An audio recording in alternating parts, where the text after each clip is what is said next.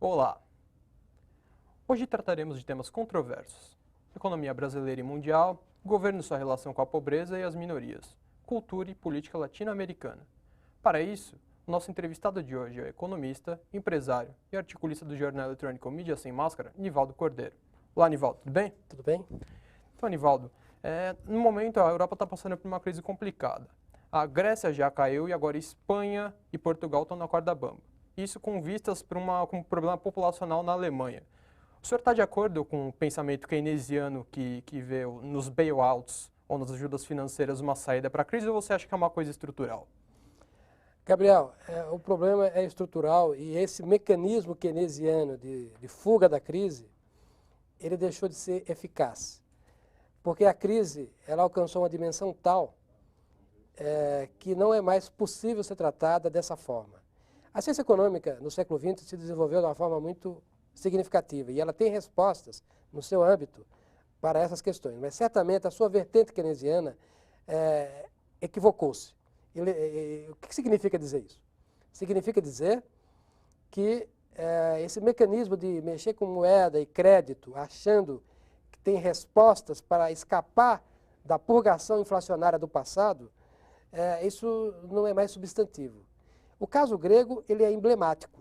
E por que ele é emblemático? Porque a experiência lá foi levada às últimas consequências.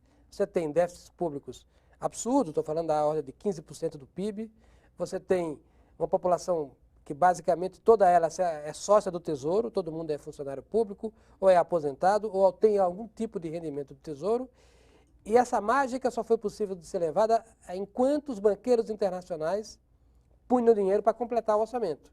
Na hora que a crise ficou clara, o tubo dos banqueiros foi cortado. Aquele pacote que a Europa fez não foi para salvar a Grécia, foi para salvar os banqueiros europeus, basicamente os alemães e os franceses, que tinham muito dinheiro emprestado à Grécia. Então, a economia vai ter que voltar ao real. E o que é o real em economia? É o real que nós o conhecemos. O real do economista é também o real de cada um. Não pode haver uma dissociação. O real o que é? É trabalhar, é poupar e é cada um cuidar de si. Não se pode esperar que o Estado faça tudo por nós. Professor Nivaldo, o senhor, além de ter essa visão econômica, você tem um ponto de vista cultural muito interessante sobre a crise na Europa, não é? Sim, e isso é muito importante. Por quê? Porque esse processo econômico, ele veio casado, esse processo econômico de trato keynesiano inflacionário, vamos dizer assim, dos estados, ele veio casado com a proposta da social-democracia, que foi um modelo político triunfante no pós-guerra. O século XX começou com a Revolução Russa, mas a Revolução Russa se esgotou, aí os bons economistas demonstraram que a economia de planejamento central era um fiasco e abandonaram essa proposta, e mesmo os comunistas passaram a adotar, digamos assim, as leis de mercado como elas são, e todo esse processo resultou nessa simbiose que nós chamamos hoje de social-democracia, seja na sua vertente chamada social-liberal, seja na sua vertente liberal-social. Você pode escolher os dois caminhos. Então, no fundo, é uma mistura das crenças liberais com as crenças socialistas, vamos dizer assim. Esse modelo durou 50 anos, todo pós-guerra, e entrou no século XXI, mas entrou em colapso. Então, desde a crise de 2008, que agora é uma extensão dela também, o que nós vimos? Nós vimos que esse artificialismo precisa ser superado. Então, o ponto de vista cultural qual é? No pós-guerra, o que nós tivemos? As pessoas abandonaram as tradições. Sobretudo na Europa, o cristianismo foi abandonado. Isso significou o abandono, por exemplo, da família monogâmica tradicional. As pessoas, cada vez mais, recusaram a paternidade ou a maternidade, no caso das mulheres. Os casamentos ficaram tardios ou deixaram de acontecer. A população homossexual cresceu vertiginosamente. Então a gente tem que os valores do cristianismo, que são as bases fundamentais em que uma nação precisa ser erigida, foram abandonados. Então, a Europa está colentando isso. O caso alemão que você citou é um caso típico. A Alemanha está num processo de decréscimo populacional. Nós podemos dizer, a Alemanha está em um suicídio como nação. Isso não é uma coisa razoável. Isso é produto dessa ideologia louca que delegou ao Estado um suposto poder que ela tem de administrar todos os riscos existenciais. O Estado não pode isso. Esse caso europeu, essa novidade econômica pode trazer algum tipo de aspecto negativo para o Brasil, nesse ponto de vista econômico internacional? O Brasil, ele é integrante da economia mundial. Enquanto tal, ele também é afetado. E o Brasil também é produto dessa ideologia do pós-guerra. O Lula, por exemplo, é o representante maior dessa visão de que o Estado pode superar a lei da escassez, dando Bolsa Família, aumentando o número de funcionário público. Nós acabamos de ver o Congresso aprovar mais um aumento para os aposentados. E isso parece fácil, é uma coisa mágica. Basta o Estado fazer uma lei que ele muda o real. Isso é uma coisa razoável? Não, uma lei não muda o real. Uma lei pode distorcer o real, mas ela não muda o real. Ela pode atrapalhar o real, mas ela não muda o real enquanto tal. Então o que nós temos? Que o Brasil também é vítima, a nação brasileira também é vítima do engodo da social-democracia. A gente já tocou no assunto Lula, e uma coisa que você, juntamente com um grupo grande de intelectuais, digamos, liberais ou conservadores ou centristas, tem apresentado uma união ideológica ou até prática, em certos casos, entre o atual governo brasileiro e várias nações que passam por processos revolucionários ou com guerrilhas aqui na América Latina. Porém, vocês recebem grande crítica disso, é uma crítica veemente demais até. Por que essa crítica veemente demais? Pelos perigos que essa gente, consciente ou inconscientemente, está lançando à nação brasileira. Eu digo isso para você, telespectador. É um grande perigo. Esse perigo se traduz no risco de crise econômica, mas se traduz no risco de crise política. Nós vimos a aventura que o Lula lançou ao Brasil naquela questão de Honduras. Nós vimos essa associação do Lula com o Ahmadinejad no Irã, e sua bomba atômica para destruir Israel. Nós vimos esse casamento ilegítimo dos interesses nacionais brasileiros com os interesses de Hugo Chávez. Nós vimos a maluquice do Evo Morales invadindo instalações da Petrobras militarmente, e o nosso governo nada a fazer, e pior, deixar com que Evo Morales fizesse da Bolívia uma grande plataforma de exportação de cocaína para o Brasil. Um veneno para a nossa juventude. Eu queria aqui lembrar a fala do candidato José Serra sobre isso, que eu endosso integralmente. É uma tragédia nacional. Nós vimos o que aconteceu no México. O Estado de São Paulo, a semana passada, trouxe um caderno sobre a tragédia mexicana. O México, uma grande nação, fronteira com os Estados Unidos, virou um narco-estado. 11 províncias mexicanas são governadas por representantes da guerrilha. O Estado Central está sitiado. Nós queremos isso para o Brasil? Não, nós precisamos evitar que isso aconteça no Brasil. E nós não podemos evitar se o governante não estiver alinhado do lado do bem. E até há pouco, o Itamaraty, a diplomacia geral do Brasil sempre foi tratada pela imprensa internacional, pelos entendidos do assunto, como uma boa diplomacia, uma diplomacia de entendimento, de bons frutos. Mas nessas últimas semanas a gente entrou em contato com esse resultado. Por que você acha que o Itamaraty está atuando dessa forma? Olha, o Itamaraty, na verdade, o governo brasileiro tem uma tradição de neutralidade e tem sido um árbitro bom em certos conflitos internacionais. Isso é histórico, vem desde o século XIX. Na segunda metade do século XX, sobretudo depois do governo Geisel, do Azeredo da Silveira, como chanceler, a gente teve o Itamaraty tomado pelos chamados barbudinhos. Não é por acaso que o Celso Amorim é um barbudinho, ele é o principal representante dessa corrente que praticamente consolidou-se como a ideologia do Itamaraty. Na verdade, o Itamaraty foi tomado pela ideologia do PT. Nós temos aí uma simbiose entre Estado e partido.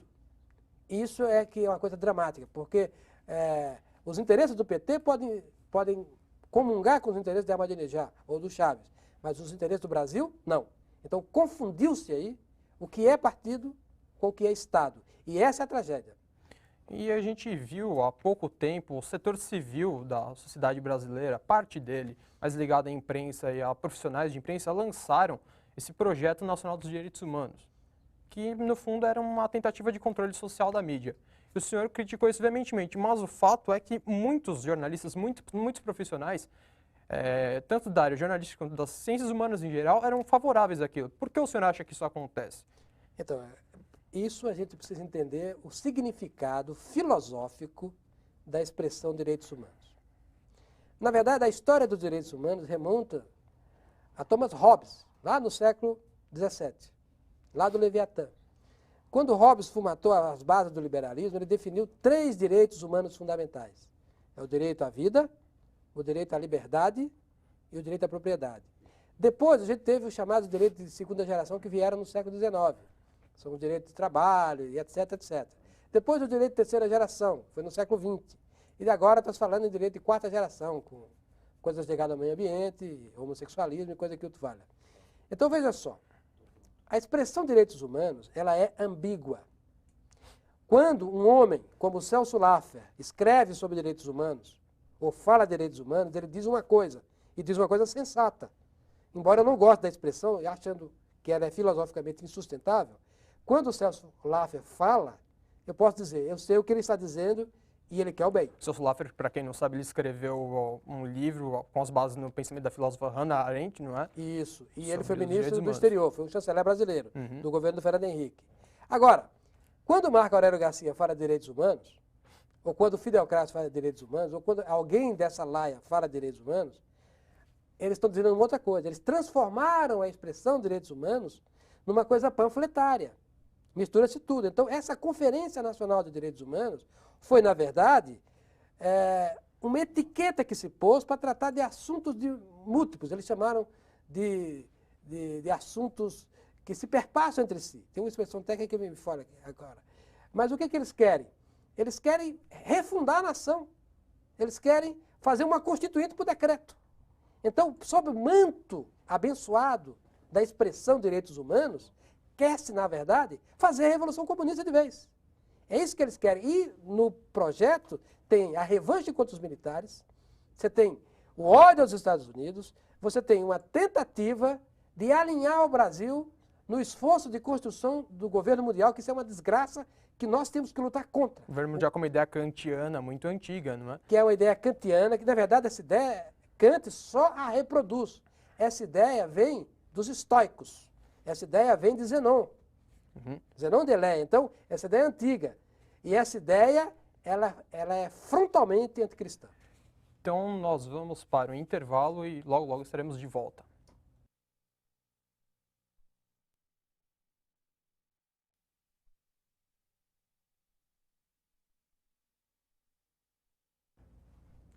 Estamos de volta com o programa Checkmate. Hoje o nosso convidado é Nivaldo Cordeiro, estamos falando sobre política, economia e cultura.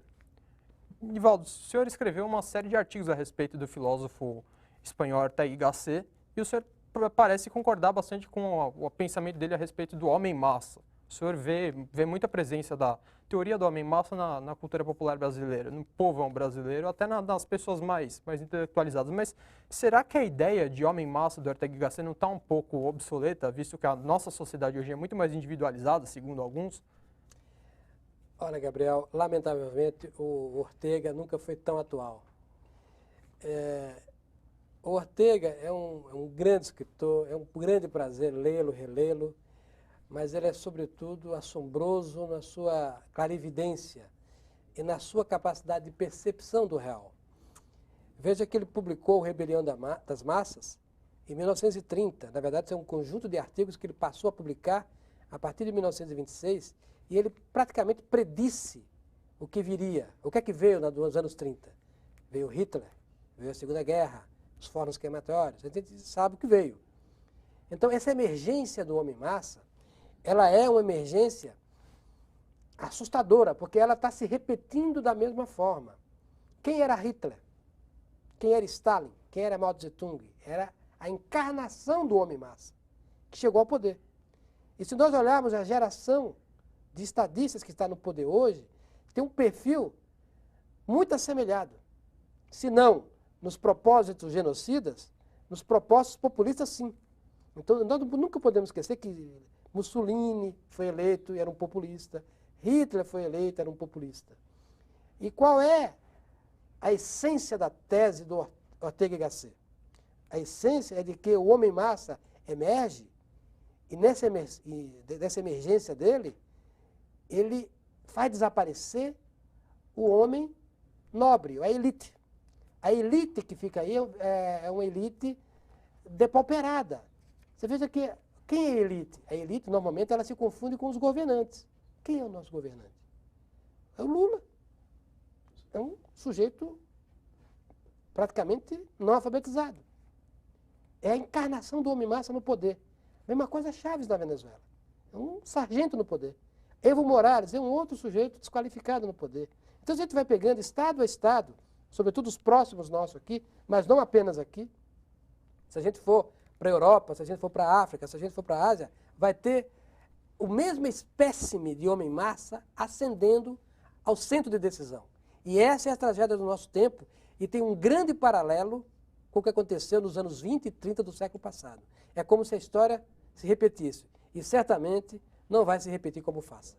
Mas a gente tem um problema então, porque como a gente sai dessa mesmice do homem-massa? Seria com incentivo à cultura, como os próprios governantes homem-massa costumam fazer, incentivo acadêmico, incentivo à música, gastos governamentais ou não? Qual é a saída? Porque existe a incógnita, não é, professor? Veja, não podemos confundir o homem-massa com um analfabeto. Um analfabeto pode ser um homem-massa, mas às vezes não é. E às vezes um homem erudito pode ser um homem-massa. O que torna o homem-massa é a questão moral. Esse é o drama dos tempos. Então, a moralidade, ela baixa. Então, o homem-massa, o Ortega até cunhou uma expressão que é um tanto caricatural, mas é muito adequada, chamada de senhorito satisfeito. Então, se comporta como uma criança mimada, ele quer tudo do Estado. Ele espera tudo do Estado. E não só isso, ele também acha que ele sabe tudo, não é? Ele merece tudo, mais que isso. Então, ele merece. É aquela criança mimada que bate o pezinho. E o papai, Estado, precisa atender, senão ele rola no chão. Então esse é o drama, porque um homem, por exemplo, como o Adib Jatene, um grande médico, o homem tem autoridade para falar de medicina, eu entregaria o meu coração para os cuidados dele. Mas, quando ele fala de política, ele fala como homem-massa. Não é por acaso que ele inspirou a CPMF, no suposto que não iam mais recursos para a saúde, porque as autoridades não queriam. Não se dá conta de que, na verdade, há um limite de recursos. Há uma lei da escassez. E se não iam mais recursos para a saúde, é porque esses recursos não existiam. Não era por falta de vontade política. Então, quando um Adib Jatene se ergue da sua autoridade médica para falar de política, ele se comporta de forma mais depauperada do que o próprio Lula poderia fazê-lo. Percebe a diferença? Então, quando a gente fala de homem-massa, não necessariamente a gente fala do homem não escolarizado. Podemos ter um sujeito moralmente superior sem ter ido à escola. Mas, frequentemente, nós temos homens e mulheres moralmente inferiores cheios de títulos universitários. Então, a questão é moral. Precisamos reconquistar o nível de moralidade que foi perdido. Mas como a gente pode reconquistar essa moralidade? Não seria um pouco utópico, no atual momento, você olhar a situação e dizer, bom, temos que ser moralistas?